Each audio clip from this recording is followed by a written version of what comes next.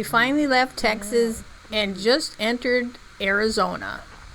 We are at Rusty's RV Ranch, just east of the Chiricahua Mountains. What? I had to look up how to say that. Chiricahua. Are you going to talk to us? Where's your baby goats? This is a wonderful RV park, and it's right across the Arizona border. They've got some exotic birds and these cute little goats that you can come up and visit, or the kids can come and see them. But there's a lot of room at each campsite. I highly recommend it. It's a really nice campground.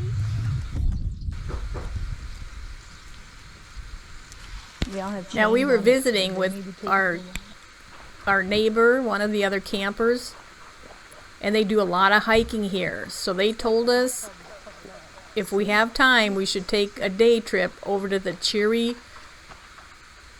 Mountains. I have to stop and think how to say it. And that we're going to see a completely different landscape, nothing like we've ever seen before. It takes 5 hours to drive over the mountains. And at the end of this video, I'll show you the surprise we found on the other side of the mountain. But first, let's stop here. I found this on the map because I always look to where I can find birds to photograph, and this place popped up. This is called Sulphur Canyon Road Tank. And you might be wondering, what is a tank? A tank is a man-made reservoir, and this particular one was built in the 50s as a holding tank to flood the surrounding cotton fields. But as the years passed, they quit planting cotton, and it's pasture land all around this reservoir. But the man that owns it, he saw that it was really important for wildlife, this being the only water on the east side of the mountains. He put a fence around it to keep the cattle out, and he put bird blinds and benches so that folks can come here and watch the birds and take photographs. And it is very important to the migration season. A lot of birds here stop here to get a drink as they pass through the area. So we're going to take a drive through the Chiricahua Mountains, and I'm going to show you some highlights as we go.